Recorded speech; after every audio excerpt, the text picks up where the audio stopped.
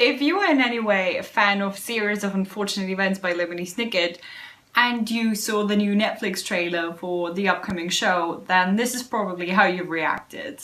Welcome back to Neverland, where, yay, finally we got some content, some visuals for Netflix's new Series of Unfortunate Events show, which I am so happy about. I mean, it's so good. And obviously there have been so many trailer reactions and so many trailer reviews.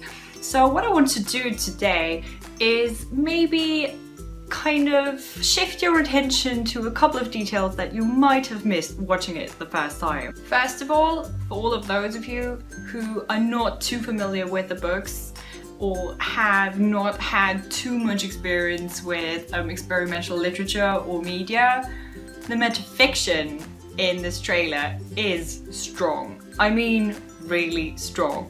Within the first 20 seconds, we get a huge setup of a soundstage and basically get explained that all of this is constructed. I mean, this is as metafictional as it gets. It's metafiction for dummies who can't really take implicit metafiction and need it like written out like right there. Like, hi, this is a metafictional show in case you didn't notice. For me, this is amazing. I'm a huge fan of metafiction in any kind of media.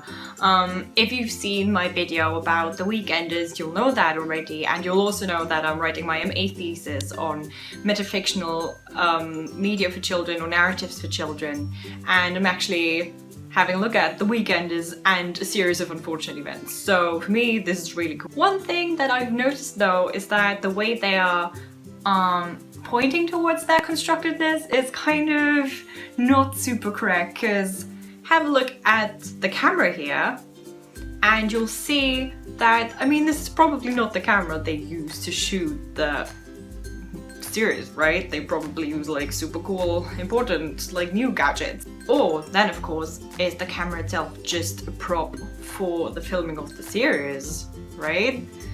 Already this show is so deep. I'm so excited. There's so much to discuss already and it's just a couple of minutes. Another thing that I'm sure fans of the books have noticed, but maybe not more casual fans of the franchise, is the sign that says very flammable dandelions, which is so cool. Why? Because it already hints at the VFD. This is of course a point that we never reached with the first movie, and that is hugely important in the book series, the original one, and even kind of the new one, I guess.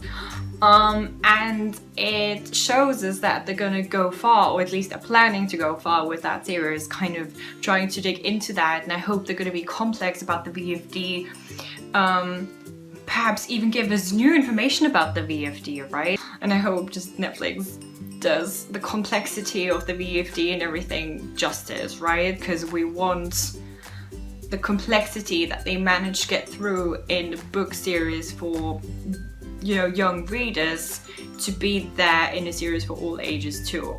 Something that I think kind of looms over the series is the first movie. I know a lot of people didn't like the first movie, or like the only movie really. I liked it. That's actually how I got to know the series. I was I think 11 when I saw it, and I was just the right age, I think. So that's quite interesting how that's going to, you know, impact all of our expectations. And I think already we can kind of see things that came up in the movie that remind us of it here. Like obviously here, the littlest elf reference. Yes, the littlest elf was also in the books, but what is interesting is how they're gonna do it differently, because I thought that the movie already played a lot with what it had. So I'm wondering how they're gonna try and be different but still cool.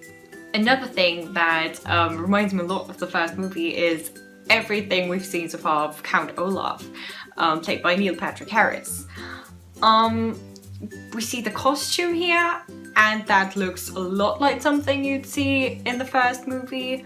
There have been pictures of Neil Patrick Harris on set, and again he looks a lot like Jim Carrey did as Count Olaf, and also when you kind of can hear him speak, that sounds kind of a lot like the way Jim Carrey did it. Although, personally, I think that Jim Carrey did a great job and it kind of made a lot of sense with what we see of Olaf in the books, I think. Was a great interpretation, so that wouldn't even be such a bad thing. If it's good and it's bad that the first movie is kind of looming over it, we're definitely always going to be comparing the two because it's the two visual entities that we have in that franchise. But I still think that it will be able to compete with the movie because what I see here still is really good, and I do see a lot of improvement. And the most important improvement, in my opinion, is Lemony Snicket. Patrick Warburton seems just like what Lemony Snicket would be like. Just kind of cheeky, kind of, you know, menacing, kind of serious, but yet cool.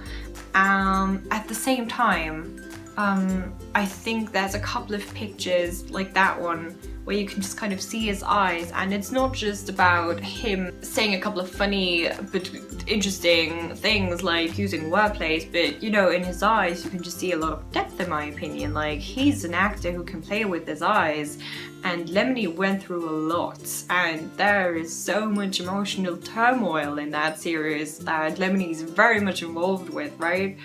And just within that teaser, perhaps not for everyone, but I think for me as a fan, I can kind of see that hidden in his performance. It all looks so cool. I'm so excited. As a huge fan of the book series, of the first movie, this looks like another great thing to look forward to in the Lemony Snicket's franchise, and just, I think they're doing their homework and we all can look forward to something really special. Please let me know in the comments if you've seen the teaser trailer, what you think and what you're looking forward to most.